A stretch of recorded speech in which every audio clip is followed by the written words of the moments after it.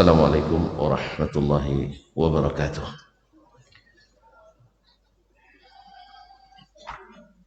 Innal hamdalillah nahmaduhu wa nasta'inuhu wa nastahdihi wa nastaghfiruhu wa natubu ilayh. Wa na'udzu billahi min sayyiati a'malina min shururi anfusina wa sayyiati a'malina. من يهده الله فلا مضل له ومن يضلل فلا هادي له. أشهد أن لا إله إلا الله وحده لا شريك له وأشهد أن محمدا عبده ورسوله لا نبي ولا رسول بعده.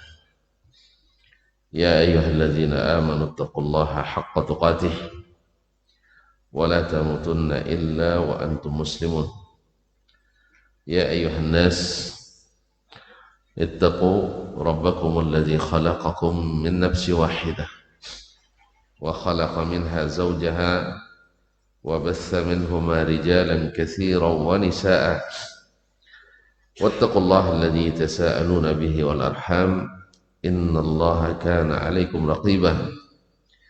يا أيها الذين آمنوا اتقوا الله وقولوا قولا سديدا يصلح لكم أعمالكم ويغفر لكم ذنوبكم ومن يطع الله ورسوله فقد فاز فوزا عظيما. أما بعد فإن أصدق الحديث كتاب الله وخير الهدي هدي محمد صلى الله عليه وسلم وشر الأمور محدثاتها وكل محدثة بدعة وكل بدعة ضلالة وكل ضلالة في النار. Ma'asyar muslimin, ma'asyar muslimat yang dirahmati Allah Subhanahu wa ta'ala. Bersyukur kita pada Allah pada subuh ini kita bisa menunaikan salah satu kebutuhan pokok kita, salat subuh, yang salat sunatnya saja lebih baik daripada dunia dan seisinya. Tentu wajibnya lebih daripada itu. Oleh itu nikmat luar biasa yang harus senantiasa kita bersyukur kepada Allah karenanya. Mudah-mudahan nikmat ini selalu menghiasi hari-hari kita setiap hari. Karena adalah sebaik-baik dibukanya hari kita dengan sholat subuh berjamaah. Tentu harapan kita kepada Allah sangat besar. Mudah-mudahan Allah terima dan diberikan pahala yang paling besar. Salawat dan salam kepada baginda Muhammad sallallahu alaihi wasallam, Nabi besar junjungan alam. Semoga juga sampai pada ahlu baitihi, anak istri, cucu keturunannya, para sahabat, para tabi'in, dan siapapun yang setia mengikutinya. Tentu kita juga berharap mudah-mudahan kita mendapatkan syafaat daripadanya. Dan tentu saja untuk mendapatkan syafaat itu harus mendapat ridha dari Allah Tabaraka wa Ta'ala. Ma'asyarul kiram, masih meneruskan kitab Aqidah As-Salaf wa Ashabul Hadis oleh Imam As-Sabuni rahimahullah ta'ala. Terakhir beliau menukil perkataan Imam Syafi'i, yaitu beliau mengatakan la an alqahu bi kulli dhanbin ma khala syirk ahabbu ilayya min an alqahu bi syai'in min al-ahwa. Saya bertemu dengan Allah dengan segala dosa selain syirik lebih aku sukai daripada bertemu dengan Allah dengan mengikuti hawa. Artinya Imam Syafi'i bukan maksudnya supaya ketemu Allah pakai dosa banyak, tidak. Tapi artinya dibanding dengan dosa-dosa apapun selain syirik, dosa mengikuti hawa itu lebih berbahaya. Nah kemarin Hawa, masih ingat Hawa lahirnya dari mana? Hah? Bukan, itu Hawa itu. Oh, bercampur antara Hawa dengan Hawa. Itu ada bahasa Arab itu. Hawa itu ibunda kita, istri Nabi Adam alaihissalam. Ini bukan Hawa, tapi Hawa. Hah? Hawa dari mana datangnya? Dari angin. Itu Hawa. Cuaca itu. Hawa datangnya dari pikiran dan keinginan. Pikiran dan perasaan. Nah, orang yang beragamanya mengikuti pikiran dan perasaannya itu pengikut hawa. Karena dia tidak meyakini kecuali yang dipikirkannya. Atau tidak mentaati kecuali yang disukainya. Itu namanya pengikut hawa. Jadi hawa dari bahasa Arabnya, memang kalau tidak bahasa Indonesia sama aja tulisannya, hawa dengan hawa sama ya. Nah, sampai-sampai dulu dicara oleh makanya perempuan-perempuan itu besar hawanya katanya. Karena namanya saja hawa, bukan. Ini hawa yang nafsu itu adalah hawa dari hawiya yahwa. Itu dengan hak besar kata orang kita. Tapi kalau nama ibunda kita Siti ya, Siti tambahan juga ini ya. Nah, Siti itu tambahan. Nah. Siti Hawa pakai hak pedas. Hawa bitasdidi al-waw. Jadi tidak sama. Makanya nanti kalau dengar keterangan seperti itu salah terangkan itu. Jadi kaum muslimin muslim. Ini hawa dari hawa itu aslinya keinginan. Keinginan itu lahir dari pikiran. Kita misalnya ingin makan, ya, karena terpikir, ya nak, terpikir makan terasa lapar, ya nak, kan begitu? Nah, ingin apa lagi ya? Kalau ingin makan habis itu, ingin tidur, nah, rasa ngantuk, ya, terpikir oleh kita itu. Nah, kenapa Imam Syafi'i rahimahullah mengatakan dosa apapun selain syirik lebih mudah bagi saya menghadap Allah membawanya dibanding dosa mengikut hawa. Apa sebab? Sebabnya adalah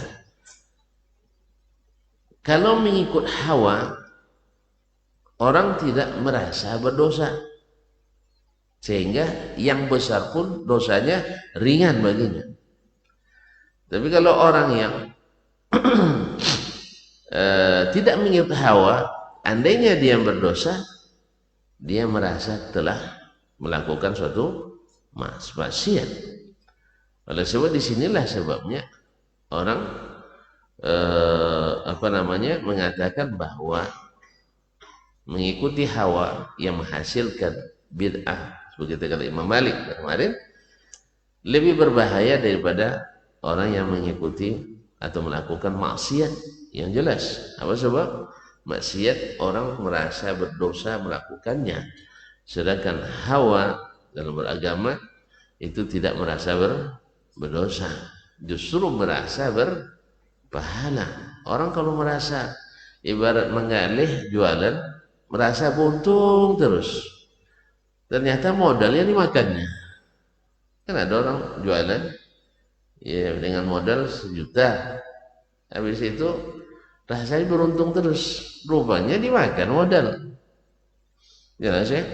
Buka misalnya apa jualan, fotokopi misalnya, kertas habis terus. Nah, berarti kan jalan tuh kan, tapi rupanya makanan hariannya lebih besar daripada hasil fotokopi tadi. Hanya hari ini bisa beli 1 karton, bulan ini, bulan depan 1 karton kurang 1 rim. Kok tidak untung? Padahal kertas banyak habis. Rupanya operasionalnya lebih tinggi. Allah musta'an. Demikian juga dengan hawa itu. Yang kedua, hawa menghalangi kita menyempurnakan iman kau mengikutinya. Apa kata Nabi SAW? La yu'minu ahadukum hatta yakuna hawahu taba'an lima ji'tu bihi. Tidak sempurna iman seseorang sampai dia hawanya tunduk kepada apa yang aku bawa. Apa yang dibawa oleh Nabi? Nah, yang dibawa oleh Nabi wahyu, Al-Quran dan Sunnah. Kalau orang ikut hawa, tidak mau dia tunduk. Apa sebab? Kalaupun tunduk dengan bersyarat, harus sesuai dengan pikirannya. Harus sesuai dengan pikirannya. Maka tidak akan sempurna imannya. Yang ketiga, bahwa hawa kadang-kadang mengalahkan Allah SWT. Hawa itu mengalahkan perintah Allah, perintah Rasul. Melanggar perintah Allah, larangan Allah, larangan Rasul. Afara'aita man ittakhadha ilahahu hawa. Tidakkah kau melihat Muhammad, kata Allah SWT, orang yang menjadikan hawanya sebagai Tuhannya. Kenapa dikatakan Tuhan? Karena yang ditaatinya hawanya, bukan Allah Subhanahu wa ta'ala. Makanya Imam Syafi'i rahimahullah, lebih senang saya menghadap Allah dengan dosa-dosa selain syirik daripada saya buat dosa mengikuti hawa. Yang keempat, hawa itu bisa menimbulkan perpecahan dalam beragama, karena dia akan membuat aliran dalam beragama. Ya, oleh itu kaum muslimin dan muslimat dirahmati Allah, ini makna daripada perkata Imam Syafi'i rahimahullah. Tahu kan tuan bedanya orang ikut hawa dengan mengikuti wahyu? Nengoknya nengok lain apa Syekh? Nah, kenapa? Orang yang mengikuti hawa, ya, orang yang mengikuti hawa selalu mendasarkan sesuatu pada pikiran dan keinginan. Pikiran dan keinginan. Apa maksudnya dalam bab akidah ini? Ya, bab akidah ini. Misalnya datang berita dari Allah seperti yang disebutkan oleh Syekh di sini tentang apa kemarin? Tentang Allah di atas. Beritanya jelas, jelas. Al-Quran baik secara nas, secara jelas, ataupun secara secara eksplisit maupun implisit mengatakan nas dan mafhum daripada nas mengatakan Allah di atas. Maka Ibnu Qayyim mengatakan lebih dari 2000 dalil nas Al-Quran dan hadis bahwa Allah di atas. Ini kan berita nih. Ini berita. Berita benar atau tidak benar? Dari siapa datang? Allah dan Rasulnya sallallahu alaihi wasallam. Orang beriman, dia tidak banyak pikir. Tidak banyak pikir. Sebab yang banyak pikir-pikir orang peragu. Iya tak? Tentu masih ngantuk nampaknya. Ada sarapan dong. Ada sarapan. Biar menarik dikit dah. Ini orang udah ngantuk-ngantuk. Ini usah lama-lama nanti sarapan tak ada katanya. Allah musta'an. Baik, orang yang yakin, orang yang banyak pikir, orang ragu itu orang ragu itu orang yakin. Hah? Kita buatlah contoh sekarang. Bang, ada duit? Nah, tidak ada, pasti tidak ada ragunya. Ada duit lah. Boleh saya pinjam? Nah, pikir dulu kan. Kalau pikir dulu ragu. Hah? Tidak ragu lagi kan? Nah, jadi orang kalau dia bilang, padahal kita tahu dia punya, tapi kalau dia bilang pikir dulu, maknanya ragu. Jelas? Barang yang sudah jelas masih pikir-pikir lagi. Hah? Misalnya setengah hari kan lapar kita tuh. Bikin makan apa? Bapo coronya. Kalau sudah tanya bapo coro, maknanya ragu dia pergi makan sama kita. Jangan-jangan Ustaz nanti saya disuruh bayar. Ragu. Beda kalau abang ngajak saya, Ustaz makan kita siang nih. Kan tidak ada ragu saya kan, siap bang, kan gitu kan? Bahkan sebentar lagi diajak makan saya siap, siap. Apa sebab? Saya tidak ragu. Abang nak bayar, saya nak bayar, tidak ada masalah. Abang bayar, selesai masalah. Kalau suruh anak yang bayar, anak ngutang dulu. Susah. Jelas ya? Jadi orang peragu selalu pikir-pikir dulu. Betul kan? Anak kita ada bujang. Nah, ini ada bujang. Mau nak kami nikahkan sekarang? Pasti, gelengnya pasti kan? Tapi kalau ada sedikit maunya, tapi ragu, dia bilang pikir dulu Ustaz. Kan? Saya tanya dulu orang tua, iya kan? Ini udah pasti nak mau. Nah. Jadi, mohon kaum muslim dan muslimat. Yang begini nih, yang tidak mau jelas.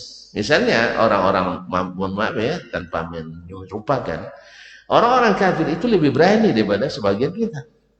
Orang kafir itu, dia bilang saya tidak mau, selesai. Jelas posisinya. Yang masalahnya, dia mau tapi malu, ini masalahnya. Mau tapi dengan pikir. Jelas ya? Keputusan hukum, misalnya. Gimana saudara terdakwah? Dia bilang pikir-pikir dulu. Maknanya ragu antara menerima atau banding. Kalau asal maknanya dipikirkan dulu, pasti ragu. Makanya bila ada berita dari Allah, ma'asyarul kiram dirahmati Allah, beritanya benar, bahasanya jelas, maka terbagi manusia dalam masalah ini secara umum 3. 1, jelas menolak. Yang kedua, pikir-pikir dulu. Yang ketiga, yakin menerima. Yang yakin menerima, dia lihat siapa yang memberikan berita. Oh, berita dari Allah. Pasti benar. Apapun konsekuensinya, pasti benar. Yang nomor 2, yang pertama atau yang langsung menerima, yang menolak, dia bilang, kalau saya terima, berarti saya membenarkan dia, padahal saya sudah mendustakannya. Jelas posisinya, saya tidak akan benarkan. Sekalipun kambing tetap terbang. Sekalipun kambing tetap terbang. Pernah dengar kambing terbang? Kisah kambing terbang? Pernah dengar kan? Alhamdulillah. Pokoknya kambing walaupun terbang. Dan jelas barang itu terbang, kambing katanya. Itu. Nah, ini yang juga jelas dia. Jelas tongkaunya, jelas tak mau. Ini yang masalah, ini yang ketiga, ini yang ragu-ragu. Yang ragu-ragu, entah iya, entah benar, entah tidak. Ini yang ragu-ragu ini tidak jelas. Kadang seberang sana, kadang seberang sini. Nah, ma'asyarul kiram dirahmati Allah SWT. Maka yang berselamat yang mana? Yang yakin. Makanya ketika datang Nabi SAW selesai Isra Mi'raj, bertemu langsung Abu Jahal. Abu Jahal pula yang pertama subuh tuh. Ternyata Abu Jahal kan bangun subuh juga nampaknya. Kenapa tidak? Sebab dia pengurus Masjidil Haram. Nggak tahu tuan-tuan? Masjidil Haram sudah ada enggak sejak sebelum masa jahiliyah? Ka'bah sudah ada? Sudah kan? Masjidil Haram sudah ada?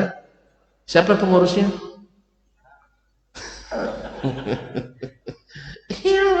Masa itu jasa jahiliyah itu diurus oleh orang jahiliyah. Sampai di pasca Islam pun sampai 13 tahun kan tidak lepas-lepas dari jahiliyah kan? Sampai Nabi harus hijrah. Jadi kajian Nabi dipersekusi di Mekah. Jadi kalau ada orang persekusi pengajian sekarang, jangan-jangan gurunya ini sih. Kalau ada orang ngaji melarang-larang pengajian sekarang dengan alasan yang tidak jelas, itu jangan-jangan Gurunya, ya. Iya, apa bedanya? Antum pengurus masjid, Abu Jahal pengurus masjid. Mana yang lebih hebat, Masjidil Haram atau masjid? Masjidil Haram lebih hebat. Jadi Abu Jahal lebih hebat. Ya dari sisi ini. Jadi oleh sebab itu yang pengurus masjid, tolong ya jangan jadi penghalang wahyu Allah sampai kepada masyarakat.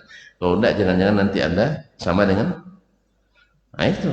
Ada sebuah masjid dipalang oleh pengurusnya, dilarang sejak saat ini masjid ditutup untuk waktu yang tidak ditentukan. Allah, bangga dia Pak pengurus nutup masjid sampai udah masa yang tidak ditentukan. Artinya apa? Sebab orang udah mulai ramai ngaji gitu. Alasannya orang ramai ngaji. Subhanallah. Siapa yang nutup? Pengurus. Sama dulu. Masjid Haram ditutup oleh pengurusnya kepada Nabi Shallallahu Alaihi Wasallam. Jadi yang main-main ngurus masjid ini tidak semuanya karena Allah. Ada juga karena hawa kan.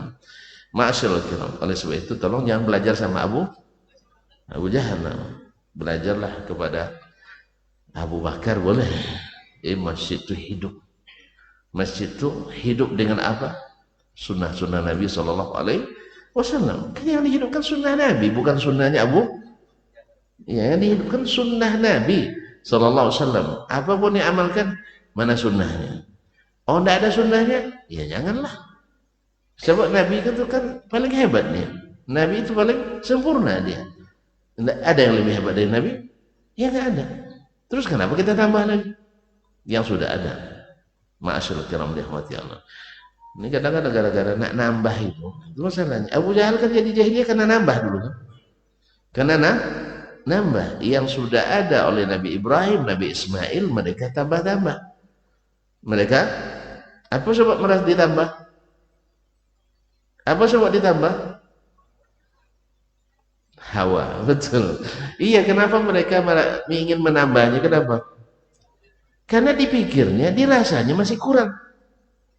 Dikiranya masih kurang. Jadi siapapun yang menambah sesuatu dalam agama ini pasti karena merasa kurang. Merasa kurang lahir dari mana? Dari pikiran dan perasaan. Dan pikiran perasaan ini yang namanya hawa. Tuh, masuk gajinya. Udah masuk, selesai kita. Kenapa panjang-panjang Pak ya? Nah, kalau udah masuk. Jadi makanya Imam Syafi'i tidak suka dia menemui Allah dengan membawa dosa mengikut hawa. Dan hawa ini berbahaya. Hawa ini berbahaya lebih daripada maksiat biasa. Jelas? Tuh kita tambah lagi. Terus. Qala al-Imam As-Sawuni rahimahullah akhbarani Abu Tahir, telah menceritakan kepadaku Abu Tahir. Qala hadatsana Abu Amr al-Hiri, telah menceritakan kepadaku Abu Amr al-Hiri. Qala hadatsana Abu al-Azhar, telah menceritakan kepadaku Abu al-Azhar. Qala hadatsana Qabisah, telah menceritakan kepadaku Qabisah bin Uqbah as-Suwa'i. Qala hadatsana Sufyan, ini Sufyan ats-Tsauri, an Ja'far ibn Barqan, dari Ja'far ibn Barqan al-Kufi. Qala sa'ala rajulun Umar bin Abdul Aziz, seorang laki-laki bertanya kepada Umar bin Abdul Aziz. Umar bin Abdul Aziz, rasanya tidak ada yang tidak kenal kan? Umar bin Abdul Aziz, tidak ada yang tidak kenal rupanya. Umar bin Abdul Aziz khalifah yang disebut oleh para ulama mirip dengan datuknya Umar bin Khattab radhiyallahu anhu. Orangnya kalau untuk keadilannya, lemah lembutnya, dan juga tegasnya. Jadi di saat lembut dia lembut, tapi tegas. Itulah Umar bin Abdul Aziz rahimahullah. Sampai sebagian memasukkannya dan masuk al-khulafa ar-rasyidin, ya. Sebab persis seperti khalifah di masa khulafa ar-rasyidin. an syai'in minal ahwa. Ditanyakan kepada seorang laki-laki bertanya kepada Umar bin Abdul Aziz tentang sesuatu dari hawa, maksudnya aliran-aliran yang mengikut hawa. Ya, karena sekarang kan banyak orang dengan beragama dengan pikiran dan perasaannya. Tadilah saya katakan bicara tentang nas Allah di atas. Orang yang beriman, amana ar-rasulu bima unzila ilaihi min rabbih wa mu'minun. Rasul itu beriman kepada yang diturunkan Rabb-nya. Demikian juga orang-orang beriman. Lalu datang hawa, mereka tidak mau beriman kecuali yang sesuai pikiran. Berarti yang diimani, yang dipikirkan atau yang diturunkan? Yang dipikirkan. Jadi dia pikirkan kalau dia di atas mesti bertempat. Memang tidak boleh orang bertempat. Nah, andainya tidak boleh, kenapa tidak boleh? Pikiran lagi kan? Padahal sederhana saja, Allah nak bertempat atau tidak itu urusan dia.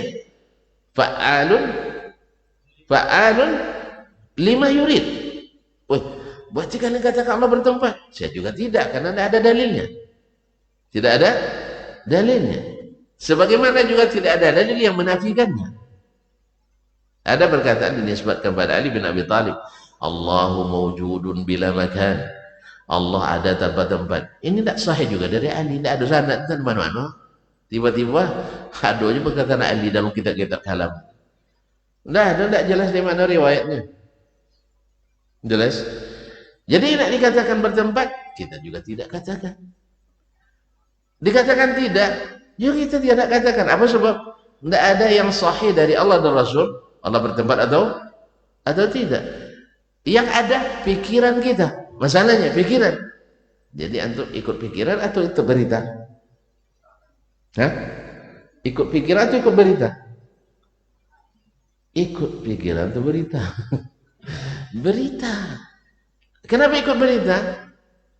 Karena ini tidak masuk ruang pikiran. Pikiran itu tahu tidak tahu? Hasil daripada qiyas atau analogi, membandingkan ini dengan itu. Itulah ilmu pikiran itu. Ustaznya, antum terpikir nikah, sah? Dan nikah belum? Sudah. Kenapa mikir nak nikah lagi? Karena dibandingkan dengan sekarang, Masya Allah, satu saja luar biasa bahagianya. Kemarin sebelum nikah kan 45 berat badan, sekarang jadi 54. Siapa? Betul kan? Nah, naik timbangannya. Saya lebih dahsyat lagi. Sebelum nikah 49, setelah nikah 94. Allah, untuk 45. Jadi dibalik tidak terlalu tinggi. Saya 49. Jadi 94 jadinya. Makanya yang mau nikah yang mudah-mudahnya dikurangi. Ya jangan sampai 9 ya, bahaya. Ya 44, 45 misalnya. Habis itu dibalik. Tapi jangan lewat pula 50. Nanti 54 setelah nikah tinggal 45. Kecewa nanti mertua. Nah, jelas ya? Ma'asyarul kiram dirahmati Allah.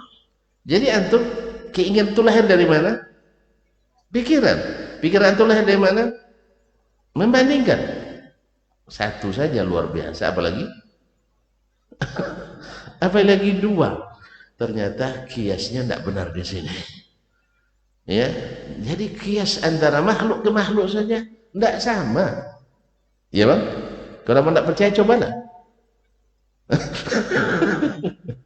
Cobalah. Jadi rumusnya satu saja, bahagia apalagi dua tidak masuk. Itu kiasnya makhluk dengan makhluk, apalagi kias Allah kepada makhluk yang tidak masuk. Makanya kaum muslimin, kapan datangnya penyelewengan akidah? Ketika orang mulai meyakini apa yang dipikirkan, bukan apa yang dikabarkan. Kapan mulai aliran? Orang mulai tidak taat ketika mereka melaksanakan yang dipikirkan, bukan yang melaksanakan yang diperintahkan. Tahu sih? Dulu orang dapat perintah dari Allah dan Rasul, bahasanya sami'na wa ta'na. Kalau sekarang orang dapat perintah dari Rasul, apa bahasanya? Sami'na wa fakkarna. Kami dengar tapi pikirkan dulu. Makanya orang ragu melaksanakan perintah Allah dan Rasul karena apa? Pikir-pikir dulu. Sah? Sehingga dipikirkan ini wajib atau sunnah. Kalau dipikirnya, kalau wajib, wah ini ustadznya keras ini. Cari ustadz yang bisa menyunatkan. Nah, sebab kalau yang wajib itu ngaji di Ubay itu, ya semua wajib katanya. Dia bilang semua pula wajib, padahal ada yang haram juga kan. Nah, jadi cari yang sunat. Setelah dapat sunat, pikir lagi. Kalau sunat kan bisa ditinggalkan. Rupanya pikirannya ke situ gitu. Jadi makanya tidak lahir sami'na wa ta'na lagi. Tidak jarang sami'na wa asayna. Dengar. Percaya. Cuman apa? Oh, tidak bisa kami laksanakan. Apa sebab? Keras kita nanti kalau dibilang, kalau dikerjakan, terlalu radikal kita nanti. Makanya dulu kan keluar istilah radikal, anak muda rajin sholat berjamaah ke masjid. Iya tak? Anak muda rajin sholat berjamaah ke masjid, itu dulu radikal. Alhamdulillah tuduhan itu tidak terbukti. Justru yang radikal itu orang yang jarang ke masjid. Coba tengok. Yang jarang ke masjid, barang dia tidak pernah pulang ke masjid. Allah musta'an. Mana mungkin Nabi ngajak kita selalu ke masjid. Nabi selembut-lembutnya manusia. Rahmatan lil alamin. Masa orang menghidupkan sunnah Nabi dibilang radikal? Jangan-jangan ini belajarnya sama gurunya Abu Jahal lagi. Memang dulu Nabi diisukan macam-macam. Weh, bahaya itu, haus darah dia itu kan, Masya Allah. Haus darah. Rupanya mereka yang nak menghisap darah Nabi itu, dia kan, dakwah saja tak boleh, mau dibunuh. Nah, Nabi yang buktikan sendiri ketika Fathu Makkah, mereka kalah semuanya. Padahal mereka dulu menyerang Madinah berapa kali ya, iya kan? Di perang Uhud, perang Khandaq, nak menghabisi Nabi. Artinya perang puputan itu, maksudnya nak menghabiskan Madinah dengan segala penduduknya. Yang incaran pertama Nabi SAW. Lihat ketika baginda Nabi SAW menguasai Mekah kembali, ada darah yang tumpah, ada. Idhabu fa antum mutlaqa. Kalau awak apa? 8 tahun belum lupa dendam tu Pak. Lupa Pak? Diusir dari masjid ini misalnya. Habis itu wak kuasai masjid itu. Gimana kira-kira? Seluruh pengurus lama. Iya, kaum muslimin, pengurus lama bukan ganti, itu biasa tuh ganti pengurus itu. Tidak boleh lagi sholat di sini. Walaupun tidak ada larangan tertulis, tapi mandang terus gitu. Iya kan? Diberi terapi mental. Akhirnya mental sendiri. Allah Ustaz. Tapi Nabi SAW, izhabu fa antum mutlaqa. Oh, ternyata yang radikal itu siapa? Iya, Abu Jahal. Bukan Nabi SAW. Ikut Nabi semuanya ruhama. Orang-orang penyayang. Nah juga sekarang orang menuduh kita ini bibit-bibit radikal ini kalau ngaji. Yang mereka sebut dalam tanda petik kaji Wahabi ini bibit radikal. Pada bukti di lapangan, yang suka demo, yang suka menghentikan kajian siapa? Yang bicara radikal itu. Nah, Allah musta'an. Oleh sebab itu tenang sajalah. Sebab di kening antum tak ada tertulis R saja tidak ada, tapi apalagi lengkap radikal tidak ada. Alhamdulillah. Justru Islamlah yang menghilangkan dulu permusuhan di masa jahiliyah, menjadi perdamaian dan keadilan. Islamlah yang mengajarkan kepada kita bahwasanya melenyapkan satu jiwa sama dengan melenyapkan seluruh manusia. Ini yang diajarkan. Islam yang mengajar kita untuk untuk senantiasa berusaha menyampaikan hidayah dengan selembut-lembutnya, bukan dengan todongan senjata. La ikraha fiddin. Bahkan untuk ngajak orang berbuat taat juga kita ada paksaan. Nah, jelas ya? Nah, jadi apa kata jawab Umar bin Abdul Aziz rahimahullah? Ilzam dinas sabi. Ilzam dinas sabi. Kamu ikuti dengan benar atau ikuti dengan sungguh-sungguh dinas sabi, agama keyakinan yang dianut oleh anak-anak. Kenapa anak-anak? Kenapa anak-anak? Tentu tidak ada yang punya anak-anak. Antum dulu ketika masih anak-anak gimana cara? Polos dan jujur, tidak berpikir, tidak berpikir, jelas ya. Nah, selalu mudah percaya,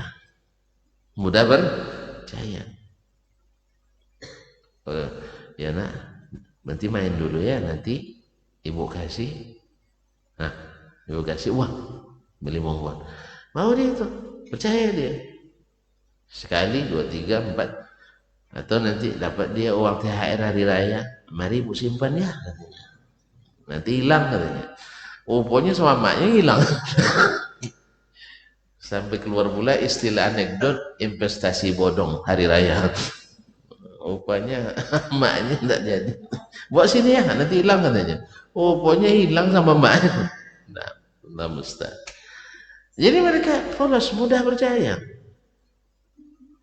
Beginilah seharusnya seorang mukmin terhadap Allah Subhanahu wa taala, karena Allah lebih sayang kepada kita daripada ayah dan ibu sayang pada anaknya.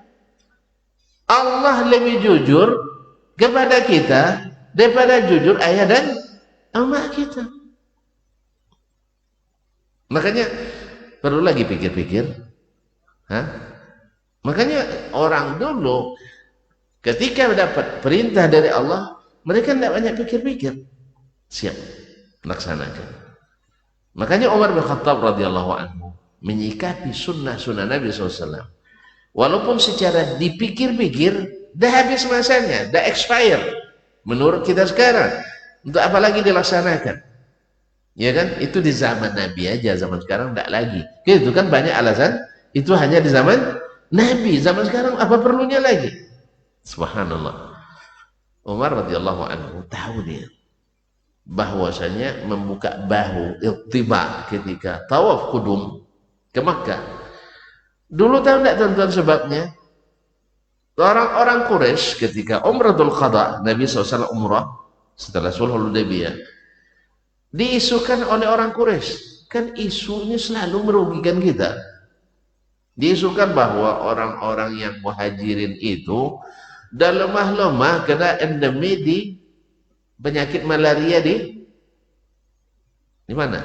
Di Madinah, dah kurus-kurus orang tuh katanya.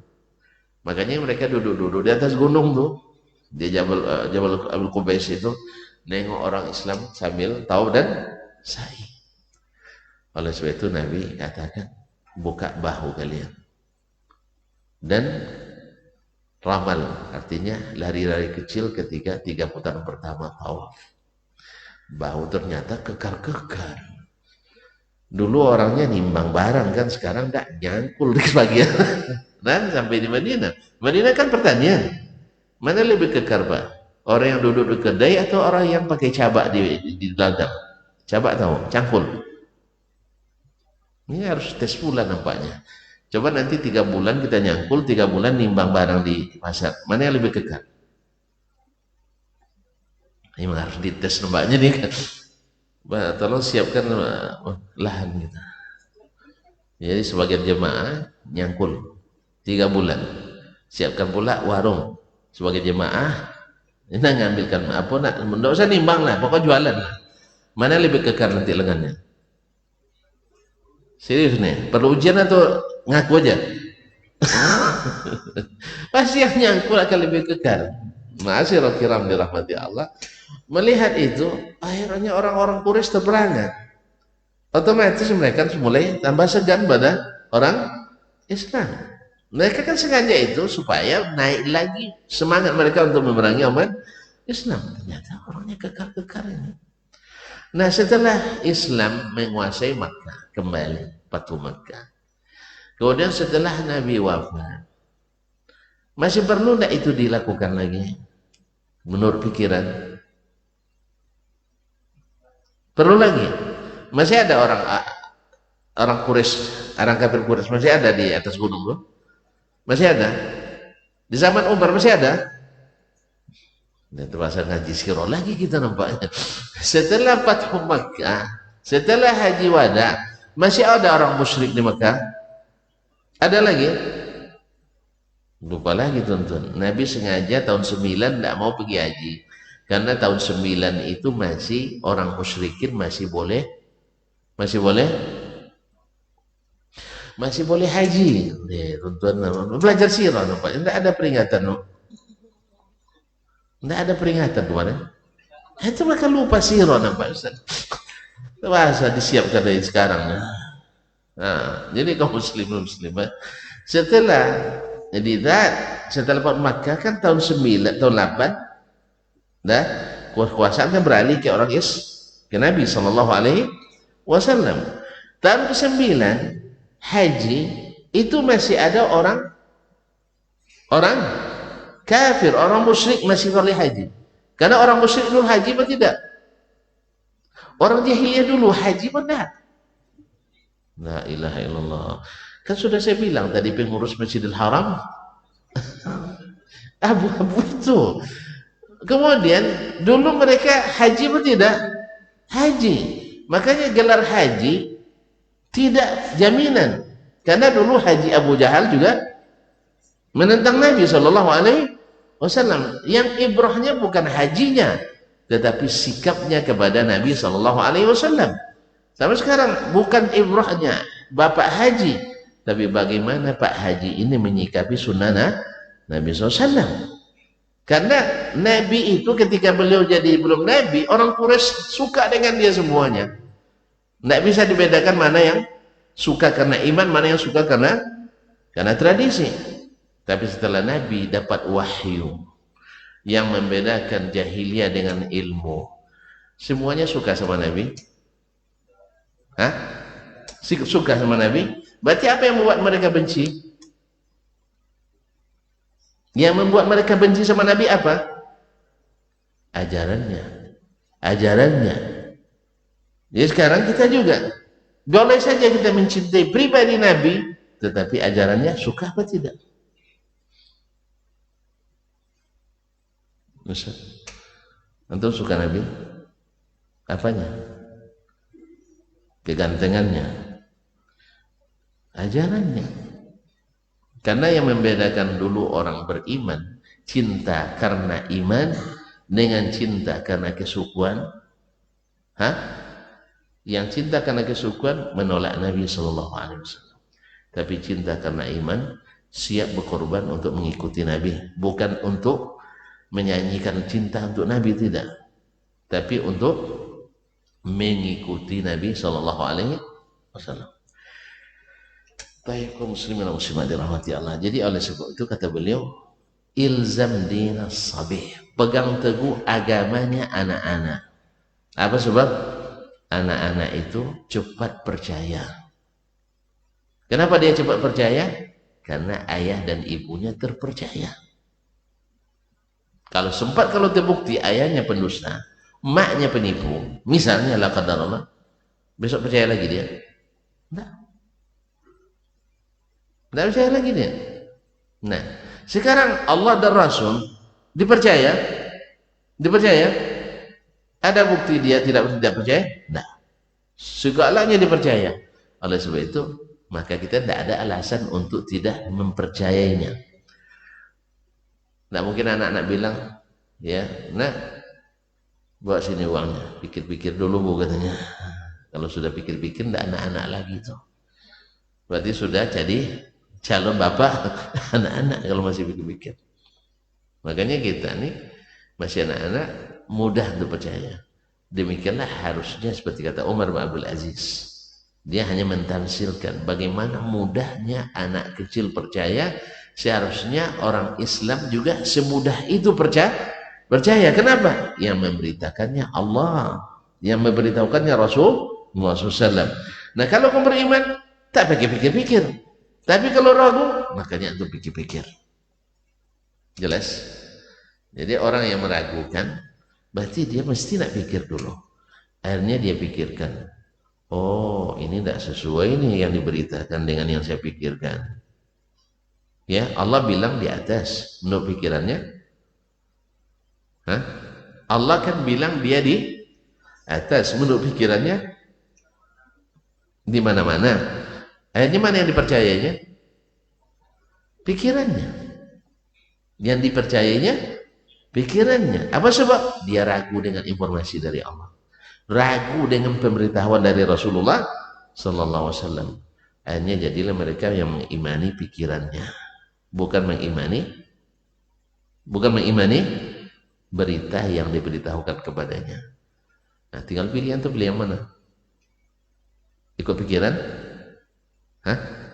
Antum awalnya ragu, ujungnya bimbang. Nah, kalau saya dan begitu dulu sahabat Nabi SAW, mereka langsung percaya. Apa sebab? Allah pasti benar, Rasulullah pasti jujur, dan Allah dan Rasul bicara pakai bahasa Arab yang jelas, bukan bahasa Arab yang tidak jelas. Apa buktinya? Sahabat tidak pernah meragukan seperti yang kita katakan sekarang. Kalau dia di atas mesti bertempat, tidak bahaya tuh Rasulullah. Tidak ada pertanyaan itu. Oh, sahabat tuh orangnya tidak pandai berpikir. Kalau itulah. Sahabat tidak pandai berpikir. Mereka kerjasama dagangnya sudah sampai ke Romawi, antar negara. Masa awak yang hanya sekolahnya di Pekanbaru aja lebih pandai berpikir daripada sahabat? Yang kedua, antum tahu sendiri, kalau orang Arab dulu makan daging kambing seekor berapa orang? 6 orang. Kalau kita seekor kambing berapa Pak? 6 RT. Itu pun masih disisakan juga. Kepalanya sisakan untuk Ustaz dia katanya. Untuk pendoa nanti. Cuma yang kan masih. Terus mana yang lebih cerdas? Orang yang unsur omeganya lengkap dengan orang yang paginya goreng ubi, siangnya pucuk ubi, ya malamnya rebus ubi, campur keripik ubi, tumbuk ubi. Lucu kita, nanti ditertawakan dunia kita. Belum ada sejarahnya ubi bikin lebih cerdas daripada daging. Ya, walaupun Allah SWT Maha Kuasa, betul, Allah Maha Kuasa, tapi Allah berikan sebab-sebab ini. Makanya kita disuruh untuk minum susu minimal sekali setahun.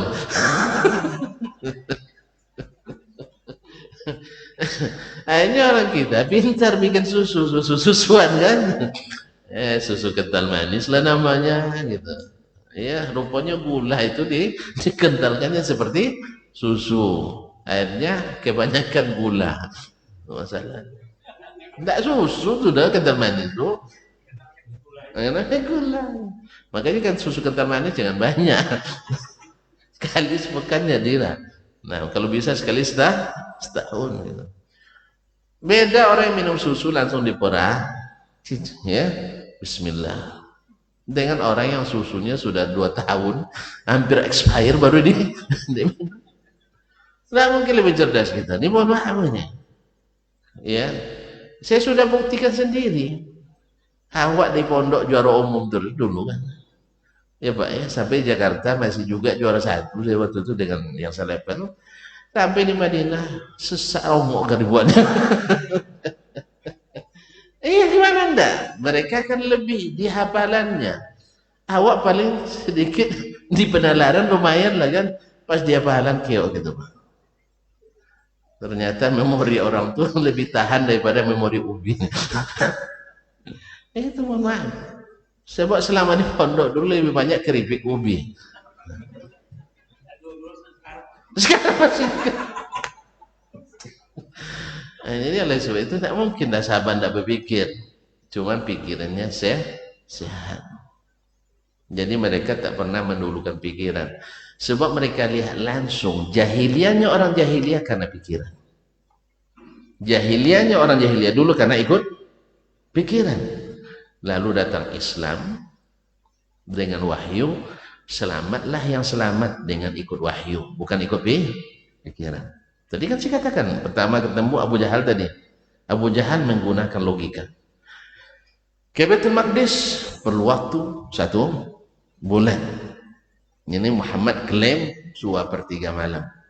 Ini tidak benar ini. Menurut pikiran. Nah, jelas. Dia coba untuk menaklukkan Abu Bakar dengan logika. Abu Bakar mengatakan, ini yang kasih tahu siapa Hal? Kan Abu Jahal. Kamu yang ngomong atau betul-betul Nabi Muhammad sallallahu alaihi wasallam? Tidak benar, baru saya aja ketemu. Tidak percaya ke sana. Kalau gitu tidak payahlah saya. Kalau betul dia yang dah katakan pasti benar. Saya tidak pakai pikiran lagi. Apa sebab? Dia berdagangnya tidak pernah dusta, apalagi untuk masalah ini. Yang cenderung mendustakan berdagang tuh kan. Nabi berdagangnya tidak pernah dusta. Masa kanak-kanak tidak pernah dusta, apalagi setelah dewasa. Makanya sedih Abu Jahal tidak jadi dia. Nah, apa sebab? Wah, betong kau bono tidak jalan utang lagi kan? Itulah bahasanya. Jalankan dikit otak tuh katanya. Masa perjalanan sebulan bisa ditempuh dalam 2/3 malam. Hal ini masalahnya bukan otak-otakan. Sebab kalau main ikut otak, banyak agama di otak hati. Kalau ikut otak, banyak agama di otak hati. Makanya jangan ikut otak-otak, apalagi makan otak. Agama ini agama sami'na wa ata'na. Amana ar-rasul bima unzila ilaihi min rabbihi wal mu'minun. Terserah antum nak mengimani pikiran antum atau mengimani berita yang Allah turunkan, atau mentaati hawa dan keinginan, atau mentaati perintah yang Allah dan Rasul berikan. Itu masalahnya. Allah perintah, Rasul perintah, kita bilang sami'na wa ata'na. Kalau masih antum bilang pikir-pikir dulu ya Rasulullah, jangan-jangan kita tidak semazhab. Jangan-jangan kita tidak semazhab. Saya tanya dulu ke mazhab Syafi'i, sama tidak mazhabnya dengan kita? Jelas? Nah, kalau sudah jelas, inilah yang dimaksud oleh Imam Umar bin Abdul Aziz. Ilzam dinas sabi.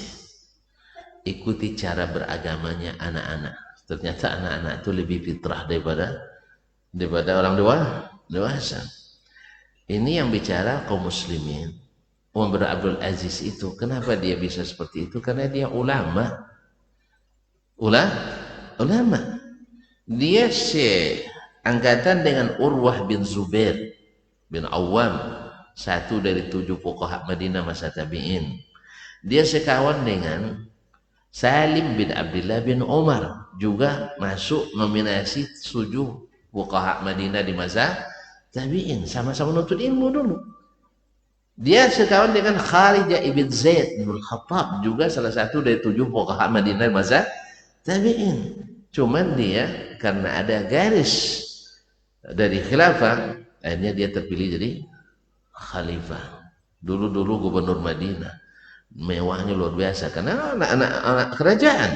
Sampai-sampai ibu-ibu berebut air cucian bajunya untuk dicucikan ke pakaian suami mereka. Apa sebab? Air cucian itu jadi minyak wangi. Karena minyak wangi di jarak 50 meter terbawa. Awak dari jarak 50 meter terbau juga, bukan wangi. Bukan wanginya. Nah, itulah Umar Wadagir. Tapi setelah jadi khalifah, hilang semua kemauan itu, bahkan harta bendanya yang selama ini dia nikmati wakaf fi sabilillah semuanya. Pindah ke Baitul Malil Muslimin. Jadi alim. Jadi bicara bukan asal bicara, dia ulama besar. Umar bin Abdul Aziz rahimahullah taala. Fil kutabi wal a'rabi. Ikut agama anak-anak kecil yang masih belajar di TPA tuh, enggak banyak pikir. Kan enggak banyak pikir. Kalau sampai anak-anak tuh banyak pikir, payah dia menghafal tuh. Payah dia apa? Awak dia banyak pikir tuh lah. Coba apa layaknya? Pikir dulu ya. Bisa apa enggaknya? Akhirnya dipikir dulu. Kalau dipikir tak pernah selesai kerja. Tidak pernah selesai kerja. Saya selalu menganalogikan kerja orang Ocu dengan orang Jawa. Orang Jawa itu cangkulnya pendek, tangkainya, sehingga yang ditengoknya tanah terus. Iya kan? Hanya kerja tidak pernah lelah dia. Orang Ocu tangkai cabaknya panjang, sehingga cangkul dikit, dagunya kayak tangkai. Mak panjang kapan selesainya? Makanya nasihat saya kepada saudara-saudara yang dari Ocu, dipotong tangkai cabai. Ya, harusnya satu tangkai cangkul itu bisa untuk dua kan? Allah musta'an. Ini marah Ocu sama saya nanti. Tidak boleh pulang saya ke kamar nanti. Entah benar dan tidak, tapi coba aja. Mana yang lebih cepat kerjanya? Bapak saudara-saudara kita dari Jawa atau saudara-saudara kita dari sampai ada pula mahasiswi saya bilang Ocu ini Ustaz katanya kalau bawa Honda nak loju-loju makan nomor 1 ajak kerja nanti dulunya.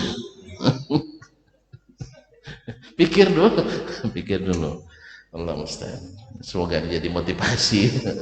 Motivasi. Nah Allah musta'an, entah benar dan enggak, tengok aja lah.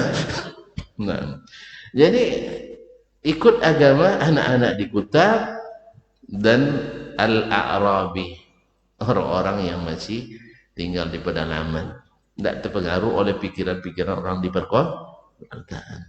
Makanya kalau hari ini kalau tinggal di pedalaman, tidak ikut hiruk pikuknya yang kita lihat dari siaran-siaran televisi dan radio yang banyak menyesatkan dan mengirim opini, kita aman beragama, mudah untuk dimengerti. Tapi setelah mendengar YouTube ceramah Ustaz Sianu, akhirnya awalnya sudah teguh dengan mengikuti Nabi SAW, lemah lagi. Oh ternyata kita tidak boleh sembarangan ikut Nabi. Kita Masya Allah, mengikut Nabi tidak boleh sembarangan. Ya, tuh lihat Ustaz Sianu, dia lama di Arab tuh katanya, tidak ikut Nabi dia katanya kan. Berarti ikut Nabi itu tidak mesti, itu zaman dulu. Sekarang masa ikut Nabi lagi, naik onta lagi antum nanti katanya. Ya, memang kenapa tidak boleh naik onta zaman sekarang? Justru orang bahal pula pergi haji itu mahal pula naik onta, bayar yang untuk dipoto. Nah, ya sih. Dan itu kaum muslimin dan muslimat hanya berubah cara pandangnya. Kalau ikut Nabi terbelakang, kalau ikut pikiran maju ke depan, akhirnya terbalik. Mereka lupa bahwa dulu ikut pikiran jadi jahiliyah, ikut Nabi jadi jaya. Nah ternyata memang itulah hari ini kita umat Islam. Dikiranya ikut pikiran maju, akhirnya selalu ke belakang. Gimana tidak ke belakang? Suruh depan sebentar, ribut terus. Ya, masjid sebelum ada kerjasama ramai dia, gotong royong. Setelah berdiri masjid, ribut pengurus. Siapa? Ustaz mana yang diundang? Ustaz Asman, jangan, tuh lurus-lurus kajinya. Terus siapa? Kan kalau lurus-lurus kajinya ditolak, berarti cari yang mengko-mengko memang. Ada orang nak ngundang saya itu di sebuah lembaga kan, diusulkan dah. Gimana? Untuk sekarang kita undang Ustaz Asman. Ada yang ngomong, jangan, dia tidak bisa. Itu kajinya lurus tuh. Tanpa sengaja dia sudah merekom kita bahwa Ustadz Dasman kajinya lurus. Terus siapa Pak? Yang bisa belok-belok lah dikit kan. Ini yang dicari kaji-kaji bengkok-bengkok. Nah, kalau bengkok-bengkok lama belok-belok, apa hasilnya? Ustadznya pusing, jemaahnya muntah. Ini ustadznya pusing, jemaahnya muntah. Masalah ini khilaf. Kita tidak boleh sembarangan untuk masalah khilaf ini. Terus gimana? Iya, yakinilah menurut keyakinan masing-masing. Terus menurut Ustaz mana yang kuat? Saya aja bingung menentukannya. Kalau Bapak pilih aja sendiri. Satu umat dengan ini. Hah? Dalam suatu masalah 5 pendapat. Akhirnya gimana Ustaz? Mana yang sahih ini? Nah, tidak boleh. Seperti itu ada Imam Syafi'i, ada Imam Malik. Kita harus hormati semuanya. Terus gimana caranya? Kelima-limanya itu benar itu. Tapi satu bilang haram, satu bilang halal. Masa dua-duanya benar? Satu bilang di atas, satu bilang di mana-mana. Masa dua-duanya benar? Nah, itulah kalau saya tidak sanggup, saya tidak tahu saya mana yang benar. Kalau tahu yang benar jangan dia ustaz lagi. Kan masalah ijtihad katanya, betul. Dulu para mujtahidin itu mereka mujtahid betul. Dia katakan mungkin benar, mungkin salah. Tapi ketika ditanya mana yang benar di antara keduanya, menurut saya ini yang benar. Tegas. Menurut saya ini yang benar. Kenapa? Ini dalil ini. Tapi menurut Syahnu itu yang benar. Ya silakan. Tidak ada masalah, ikut aja Syahnu. Kita juga seperti itu. Tapi jangan bilang pilihlah menurut keyakinan masing-masing. Ustaz aja tidak sanggup mentarjih, masa jemaah bisa mentarjih? Majelis tarjih aja tidak bisa mentarjih, apalagi jemaah biasa. Nah, akhirnya ustaznya bawa belok-belok, pusing, jemaahnya muntah. Nah, iya, akhirnya suruh milih masing-masing. Ini dipilihnya yang ini, mana yang lain, ya kan? Dalam satu masjid 5 jemaahnya. Bukan tidak ada perbedaan, ada.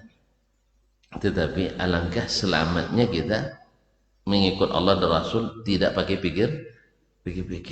Apa sebab? Sudah jelas benarnya. Allah musta'an. Taib wal ha'amma siwa zalik. Lalu lupakan segala selain itu. Ini kata Umar bin Abdul Aziz. Jadi kalau orang bilang kalau begini mesti begitu, simpan aja lah kalau begini mesti begitu.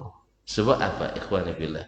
Ketika kan Imam kemarin menyebutkan Allah turun di sepertiga malam terakhir. Lalu terpikir oleh saya bahwa sepertiga malam itu tidak sama antara Tokyo dengan Washington misalnya. Sama, bukan sepertiga malam lagi. Di sana sudah Jumat, di sini masih Kamis. Beda sehari lebih. Taib. Berarti antum tolak? Iya, tidak masuk akal. Berarti antum mengikut akal atau ikut berita? Akal. Akhirnya datang lagi hadis bahwa Nabi bilang hari kiamat terjadi hari Jumat. Lalu kita tanya, kiamat berangsur atau sekaligus? Hah? Kalau dia jauh berangsur, dia akan menabrak banyak dalil bahwa kiamat itu datang mengejutkan. Berarti bukan hanya mengejutkan di sini, tapi mengejutkan seluruh yang tinggal di bumi. Bahkan mengejutkan yang tinggal di langit. Fasa'iqa man fis sama'i wa man fil ardi illa man syaa Allah. Berarti kiamat sekaligus itu berangsur. Nah, tengoklah dulu, teliti dulu. Nah, itu hari kiamat. Bikin tim di Tokyo, bikin tim di Venezuela. Nah, kalau ternyata Pak Ansur telepon aja, woi kawan, kiamat mau datang ini, cepat toh? Tak benar. Kalau itu saya percaya Ustaz. Tapi sepertiganya kan tidak beda. Di bagian timur sudah Jumat, di sini masih Kamis. Berarti yang benar yang mana nih? Hari Jumat atau hari Kamis? Akhirnya itu bahasa bingung dia dan jawab. Bingung jadinya kan? Akhirnya jangan-jangan hadis ini salah riwayat. Akhirnya dituduh Imam Bukhari dan Muslim salah riwayat. Allah musta'an. Makanya kaum muslimin, hawa ini berbahaya, meruntuhkan reputasi ilmiah gara-gara mengikut hawa. Hawa itu lahirnya dari pikiran dan perasaan. Oleh sebab itu, ikuti, yakini yang diberitakan dan ikuti yang diperintahkan. Jangan seperti kata Mendiang Gus Dur tuh, kita ini lain disuruh lain lain yang disuruh lain yang dia kerjakan, lain yang beritakan, lain yang diyakini. Jelas ya? Lain yang diberitakan, lain yang diyakini. Seolah-olah Allah dan Rasul tidak pandai memberikan berita pada kita, sehingga memerlukan tafsiran-tafsiran orang yang lahir abad keempat dan seterusnya. Berarti abad ketiga yang dikata Nabi sebaik-baik kurun itu batal gara-gara hawa kita masing-masing. Terima kasih, waktu membatasi. Ya, tadi awalnya antum ngantuk, sekarang melek lagi nampaknya. Iya, walaupun demikian terpaksa juga ditutup. Iya, kita tutup aja dulu ya, sampai di sini dulu. Ansur tidak usah banyak-banyak tuh, kan orang ocu ini. Orang ocu tidak bisa langsung selesai kerjanya.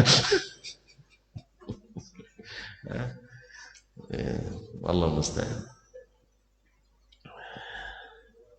Taib. Pertanyaan kan tidak ada kan? Ada pertanyaan? Tidak usah lah, nanti panjang lagi.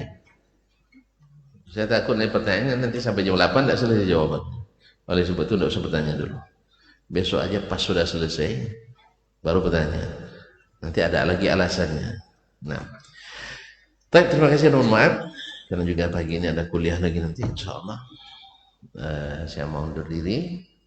Yang benar semata-mata taufik dari Allah SWT. Kesalahan dan keliru pasti kekurangan saya atau mungkin dari syaitan. Kepada Allah saya mohon ampunan. Kepada para jemaah, para pendengar, para pemirsa, saya mohon dimaafkan. Dan paling hebat lagi kalau diberikan masukan.